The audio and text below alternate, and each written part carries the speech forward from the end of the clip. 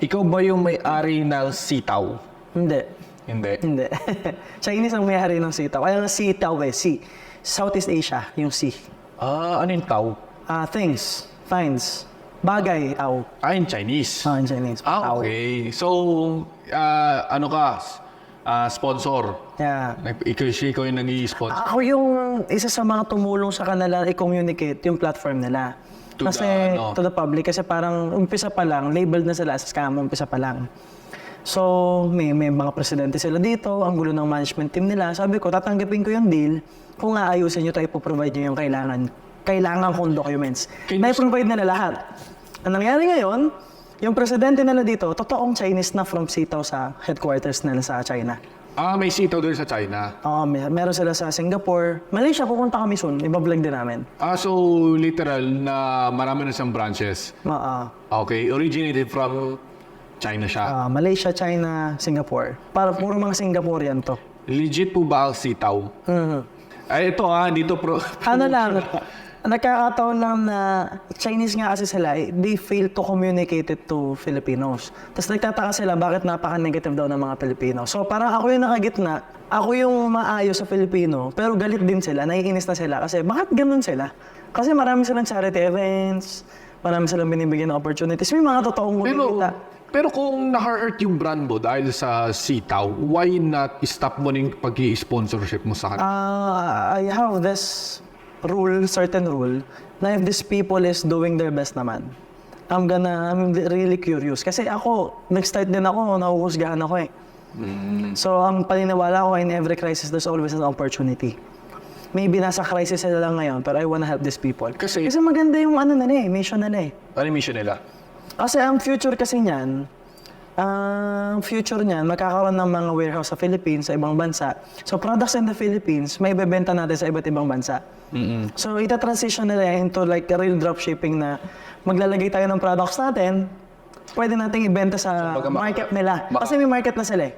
Makaka-help din sa economy. Makaka-help din sa economy. That's another thing. Tapos, ang nakikita ko pang isa is, hindi ko pwede kasi may NDA ako eh, pero they share the same warehouse with the biggest players in the Philippines. Okay. Kasi itong mga Chinese na to, nagtutulungan to.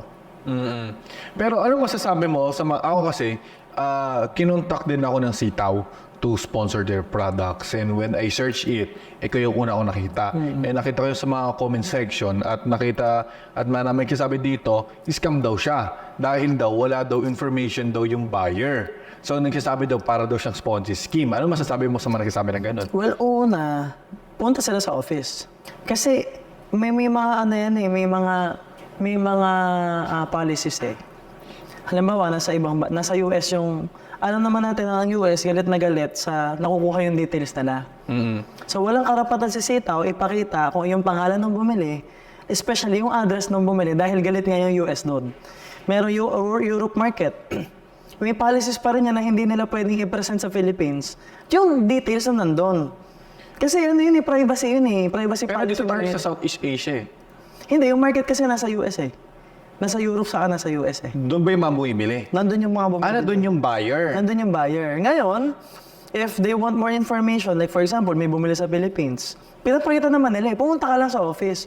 Hindi naman nila ipopost sa Facebook page nila eh. O ito yung bumili.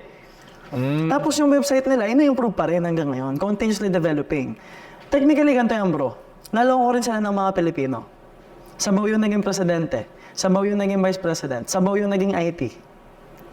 Gets mo na. So ngayon pa lang nila inaayos, gumagastos ulit ng bago, naglalagay ng mga lawyers in place. Kaya nga, puro Chinese na yung nagmamanage dito, para sure na. Okay. So basically, nagka-problema rin sila. So I was there with them nung nagsisimula sila. Kaya naiintindihan ko as a businessman, naiintindihan ko yung kanilang struggles. Okay, yung website inaayos, yung security ng website inaayos, yung app inaayos pa rin. So di siya katulad ng parang Shopee or JNT kasi ako nag-e-commerce din ako dati. Hindi siya yung typical. Pag may bumili sa akin, sa website ko, nakita ko doon yung contact number, name, email, address para mapadala. Kasi yun yung purpose mo, makuha yung leads eh. Diba?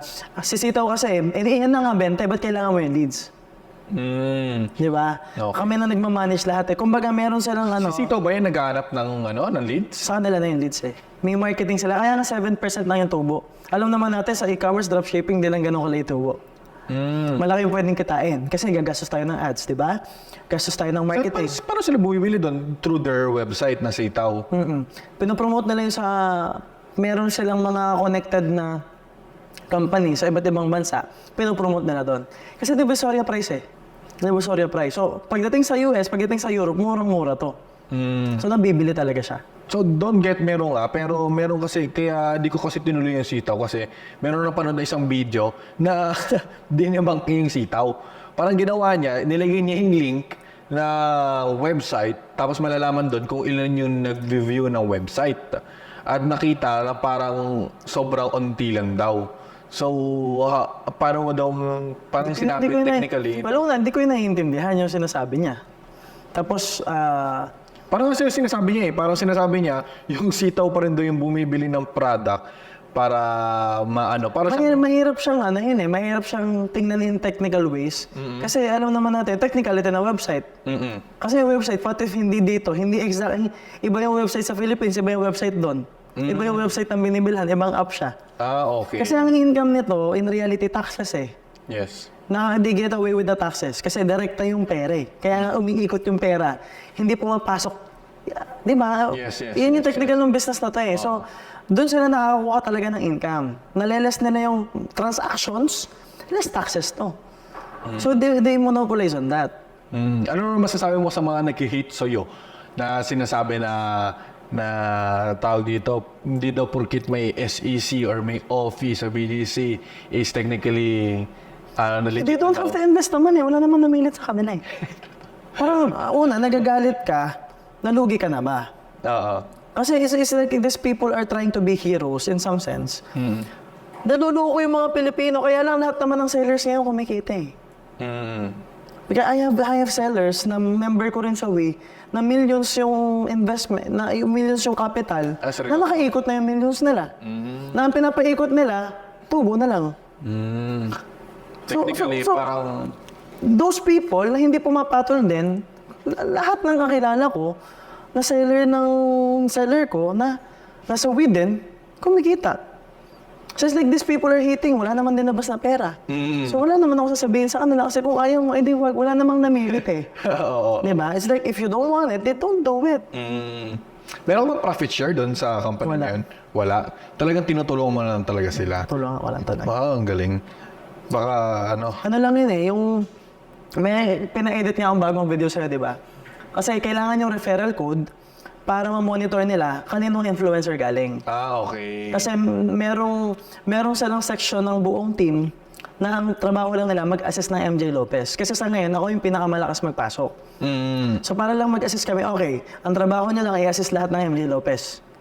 Ganon. Parang sinesegregate nila yon. Okay. Pero, walang income yun. Kaya meron ako isang video, wala akong pake kung gagamitin yung referral code ko. Daming influencers, yun na lang gamitin nyo.